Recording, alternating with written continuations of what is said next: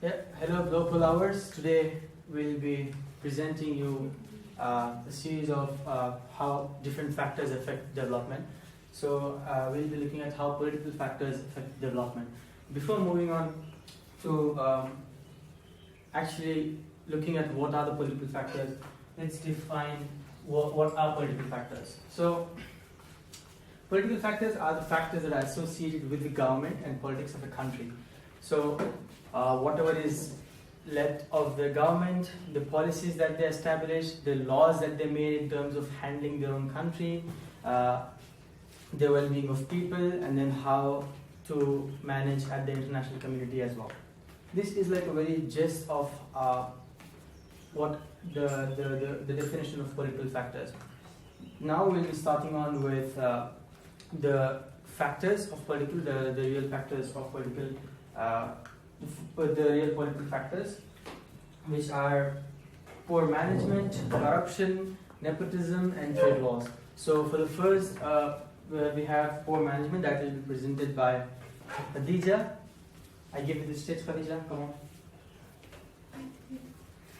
Well, so the government, the management is very important to the development. So the government have the responsibility to make sure that they spend the budget on projects very wisely. They need to have use the resources wisely, the natural resources and human ones and everything. So basically if they don't do if they manage very poorly, it really affects the development. And we can see that in a lot of countries this happened. The development was affected by the poor management. And yeah, so just continue. So basically one of them is Lebanon, and Lebanon is Okay. So Lebanon is now one of the most out of the 10 crises, it's ranking top 3. And basically in Lebanon, there's a low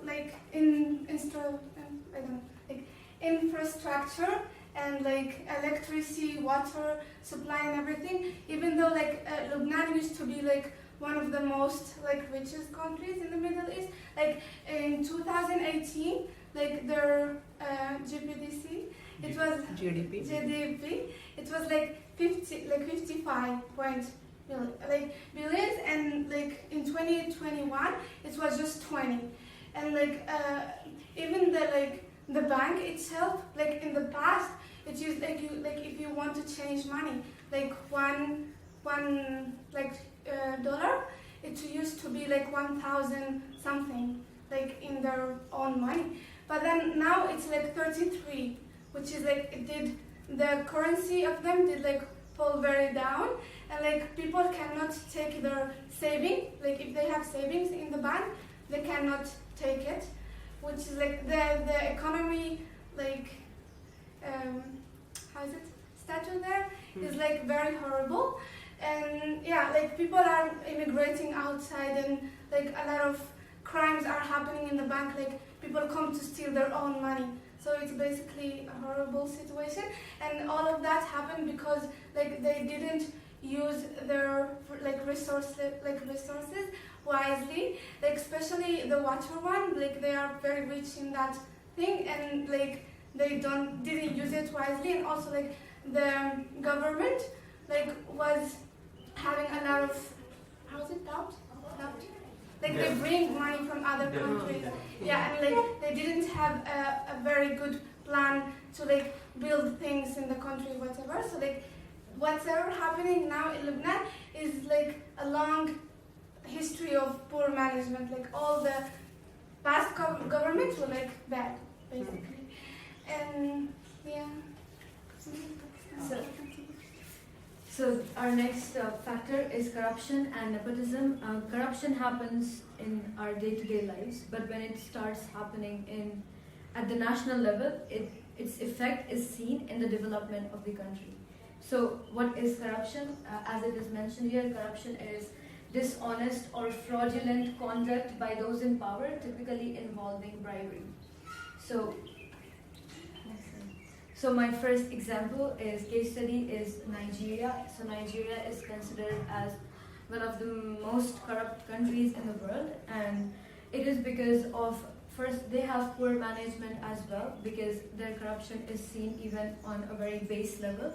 And in the interviews I saw of people, they were saying that even to like get some food or something from the government, like, you know, if there's a government policy which is like providing food to the people, they have to like give bribery to the officials in order to get that food which they're supposed to get for free.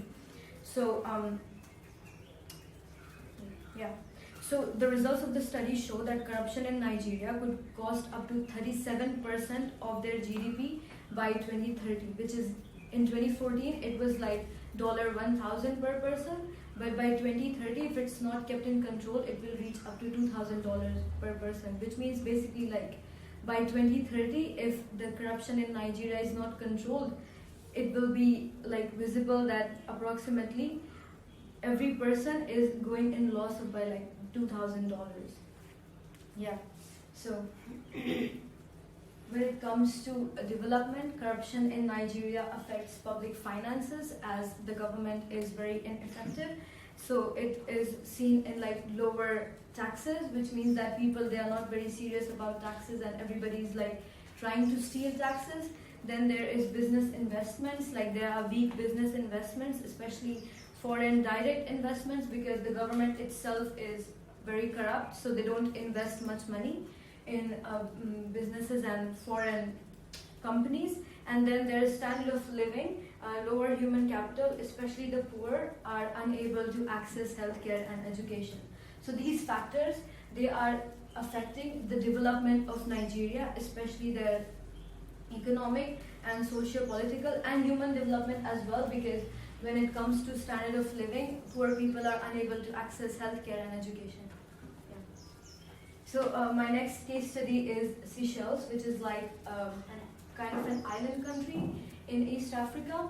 So Seychelles has a very bad history with corruption. Its longest serving president, Francois Albert Rene, and his dubious man, which is like, there are reports that say that he was very close to him and they were working together, but there are no official reports, so there are no official data that shows that, oh, they work together.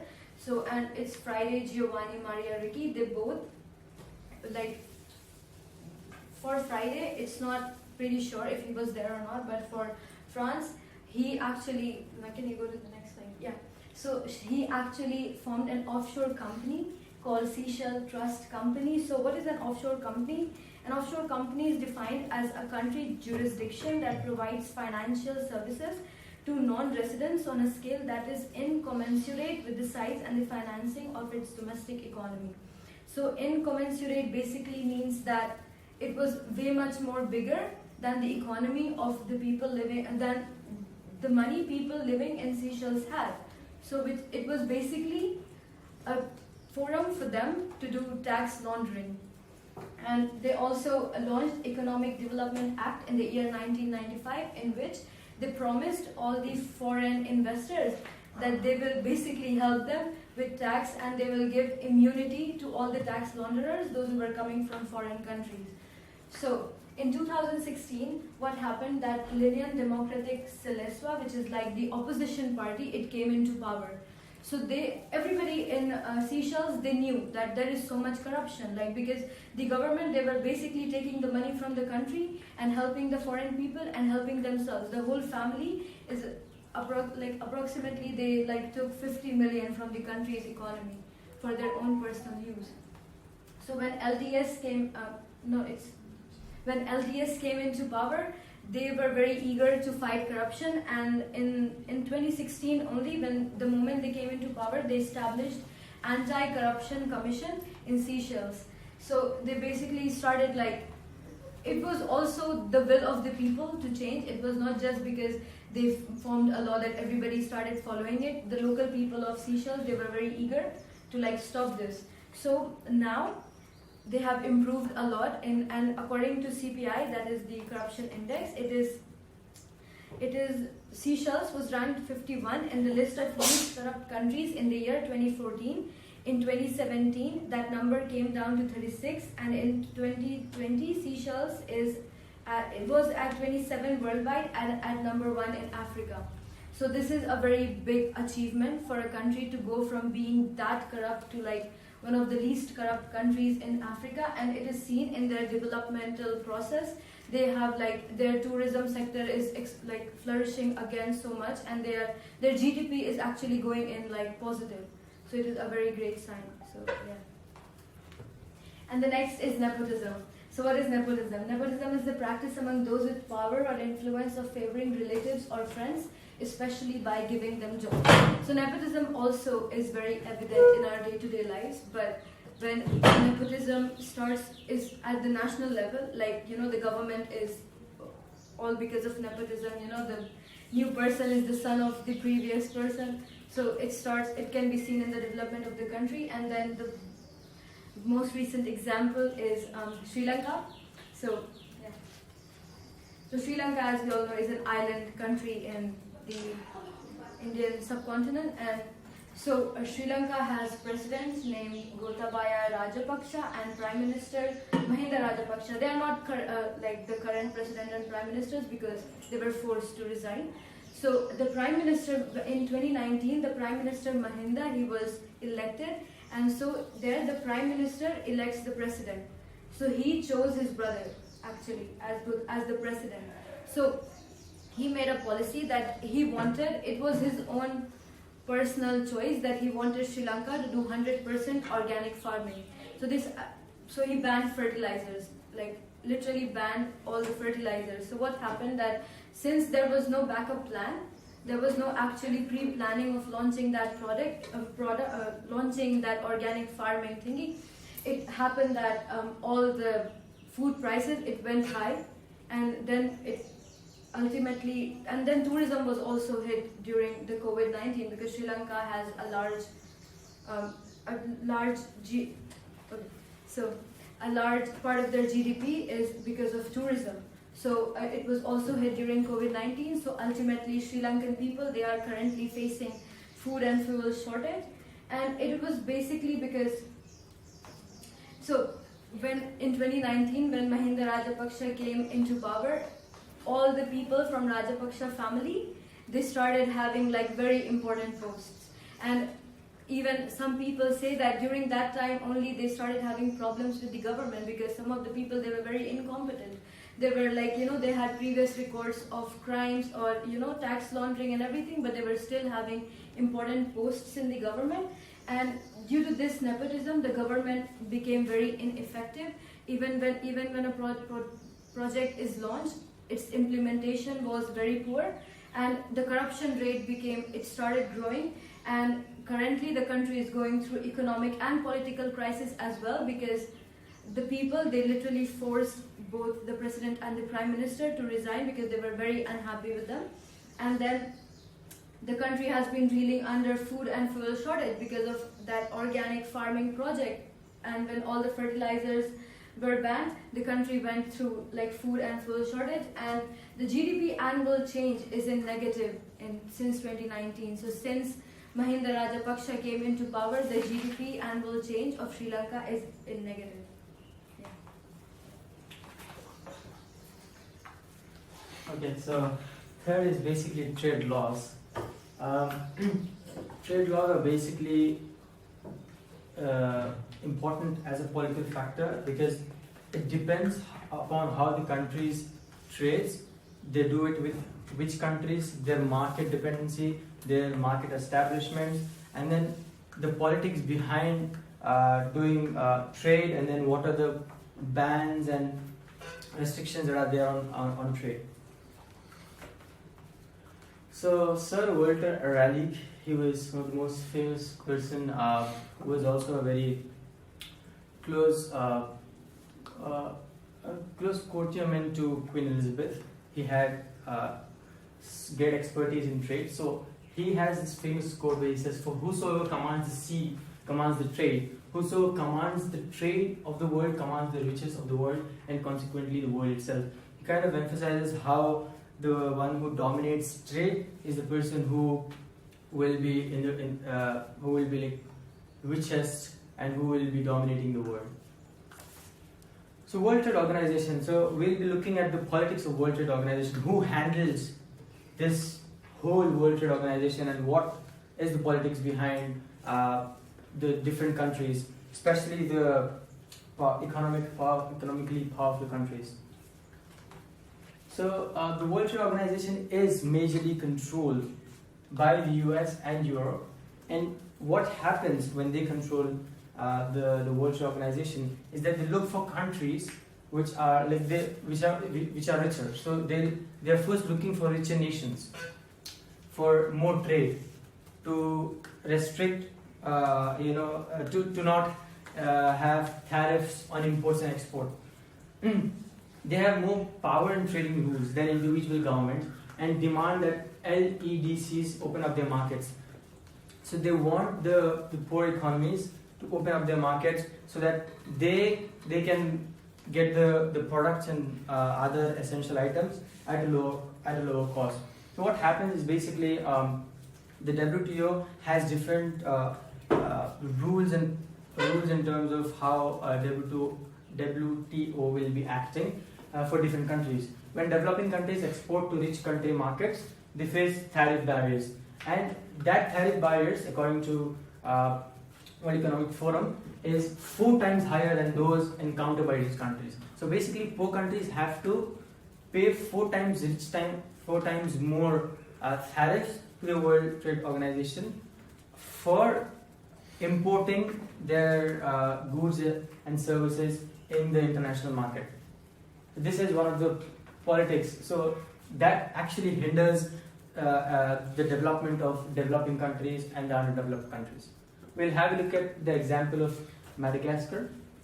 So Madagascar soap company, this is a very famous case study in 1990. So what happened, Madagascar had its own soap company, though it was not a great soap, but the profits, as soon as the company grew, the profits came back to Madagascar. But as part of the loan, the government was forced to remove its tariffs on soap and many other things. So there are also like loans. So if the poor countries have taken a loan from and if they have debt, then the World Trade Organization can actually kind of force them to remove the tariffs on soap and like other essential items. So basically what happened due to this is basically everyone got better soap, but the profits went to South Africa, China, and other countries importing to Madagascar. So the more profits that they should be getting returned back, but due to tariffs imposition, they like the removal of tariffs, they were not getting the profits of their own essential items. So one of the just to analyze this, a South Korean economist Ha-Joon Chang explains, like most rich countries use tariffs to support their own industries. They use tariffs to not let any product grow in the international market, and this is one of their strategies. They use tariffs to support their own industrial early stage of the development, but they have denied these tools to poor countries that were further down development ladder. This is one of the restrictions that they and yeah, so one more thing to analyze in terms of trade is basically open market and closed market. What open market is basically, open market is something which is free, which is a free market, where the market, the economic market is not controlled by the government, unlike command market. Command market is a market that is totally in control of the government. So the governments actually choose which economic market they want. That is one of the things. For example, there are few countries in the world which are like least free economic markets, which are also known as command markets. Zimbabwe, Sudan, Cuba, Venezuela, and North Korea have command markets. They haven't opened up their markets, and they are in control of the market. They control the market. But what matters, what makes a change is basically if, according to David Smith, he says if a market is free market, then the chances of flourishing, their GDP flourishing, is average growth flourishing is 4.5% a year. So if there is a free market, then there are high chances that the growth will be 4.5%. So if a country tries to achieve the criteria and it actually flourishes in free market, then there are high chances that there will be good growth rates. Yeah, thank you. So next we're talking about political instability, which is basically like the government is not stable, and it may be because of various reasons. So sometimes it's because of conflict and war, sometimes it's because of poor management, and sometimes it's because of too much corruption. So there are many reasons for political instability. So we'll directly go into the case studies. Yeah. So I'll be talking about Venezuela. As we all know that currently Venezuela is going through humanitarian crisis. Most of the Venezuelans, they are leaving the country and going into neighboring countries as refugees. And it didn't happen in just one day. It was because it happened because of like a history of poor management and corruption and ineffectiveness of the government. So if I go into the history, it's basically like during Hugo Chavez, the Venezuelan economy was too much dependent on oil, and also his government was very corrupt. So when the market fell, I think in 2014, the Venezuelan economy also fell and then the new president came, Nicolas Maduro, and he recognized that there is a economic crisis going on. But in order to tackle that, he started printing more money, and Venezuela was affected by hyperinflation. And this also shows the ineffectiveness of the government, because printing more money is never the solution to an economic crisis. So Venezuela is politically unstable because in the year 2018, Nicolas Maduro was re-elected as the president. But the National Assembly said that the elections held, they were illegitimate, so they say that Juan Guaido, he will be the interim president. And many international organizations like UN and many other countries like the US, Turkey and everybody, they approved that he should be the interim president of Venezuela. So this actually states that Venezuela is actually politically unstable right now, because the elected president is actually not legitimate, and there is no permanent president but an interim president. So how is it affecting the development of Venezuela? Venezuela is currently in a very bad condition, as it is going through humanitarian crisis, economic crisis and political crisis as well. So the country is in food and fuel shortage, and also not fuel shortage, but people, they are unable to use the resources they are having in their own country. So which is actually a weird situation for them as well, because they have the resources but they are not getting the benefit out of it. So this whole thing is just because their political structure is unstable and their government have been proved to be very inefficient when it comes to tackling crisis. Yeah. And the next one is Afghanistan. So in August 2021,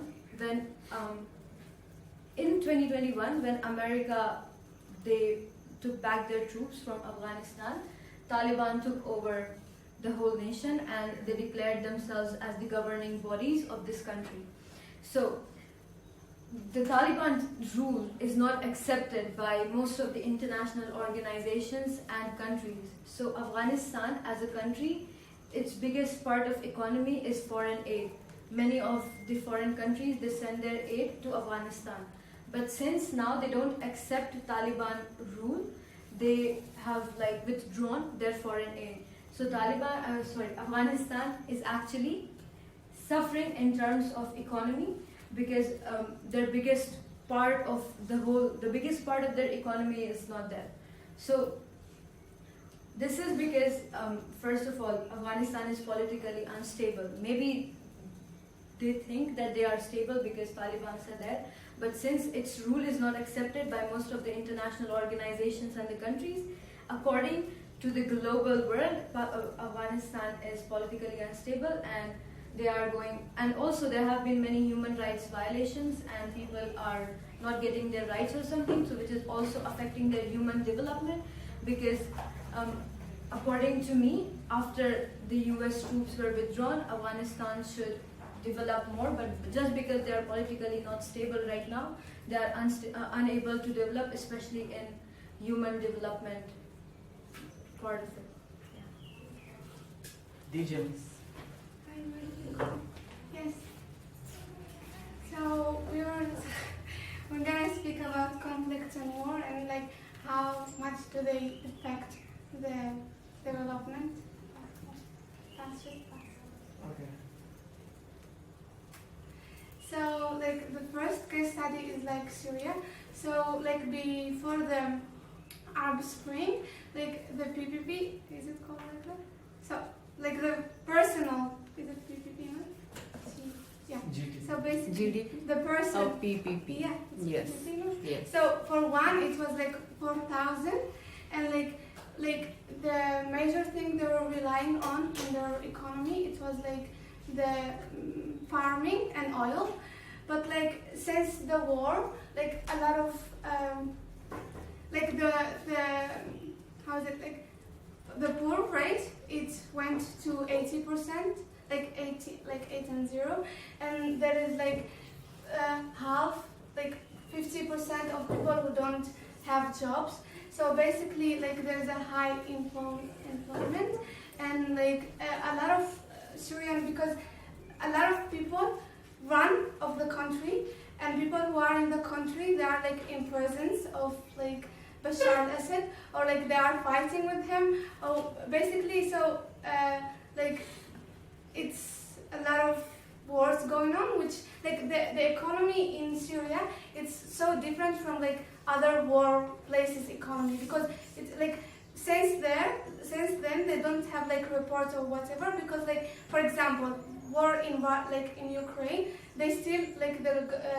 development, like the government is still one thing, which is like it's like managed by just one government. But like in Syria there is like a different part, which is like, you know, it's so hard to calculate how like the growth is happening, and like a lot of like, since we are talking about like happy global index, so like that thing, like I don't like the people here are like a lot of people are dying and having like violation of human rights and everything. So basically the war, like the situation is a disaster in Syria, and yeah, so the second thing is the war in Libya. So like after the Arab Spring also, and like after like the Gaddafi killed and like other countries interfering in the like how is it? The matters of Libya. So the economy also of Libya went very like down, because like also not just Libya, other countries who are surrounding, for example Tunisia and like Algeria, were affected also by this war, because like they have treaties with this country, and since like then the like is going to I don't know anything. Yeah. No, I have another one.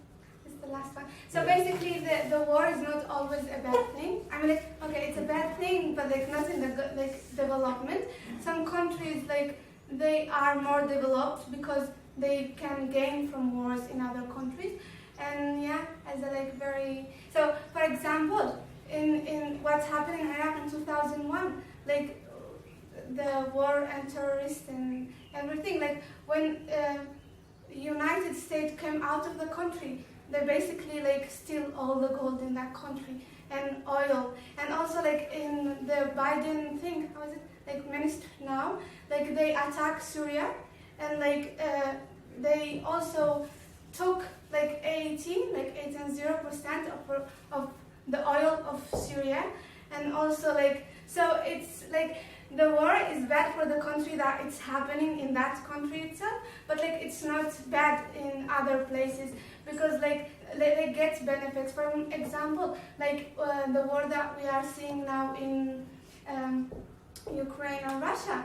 it's like a very huge benefit for like Saudi Arabia because basically like you saw that other presidents are coming to, for example, Algeria and like to Saudi Arabia to like have trades for oil and everything. So it's like it depends. It's not like always bad because other countries like they support. For example, in Libya they were supporting like they say we are against terrorism or whatever, but for real they support them. So more war is happening and like they can take whatever they want in in a very freely way without So it's not I guess I finished. Okay. So this is like basically, so what we are examining how political factors also affect other factors of development. So basically, political factors. This is just like a additional lens that we are adding. How political factors indeed affect the whole of other factors like the economic factor, the socio-political factor, and other factors. So first is like the economy of Rwanda has undergone like great industrialization due to successful governmental policy. So their policies have been really good. The governance was really good. So this political factor affected them to grow and their GDP grew like 5% annually. This is one case study. Second is environment. Yeah. So since we are so much out of time, I'll just briefly go through it. So it's like the second factor is environmental factor, how politics is affecting environmental factors in a country. So if for example we have Brazil here, so the Brazilian government is actually passing so many projects which is passing so many projects which kind of promote promote mining, basically mining. Promote mining and construction of dams and roads and infrastructural development by cutting the Amazon rainforest basically, because and also the population growth there's so much population growth in Brazil that the farmers, they have no choice but to clear the land for farming and everything. So it is the government's policies is in such a way that people, they are it's okay for them to clear land and everything for farming, so it is affecting their environment.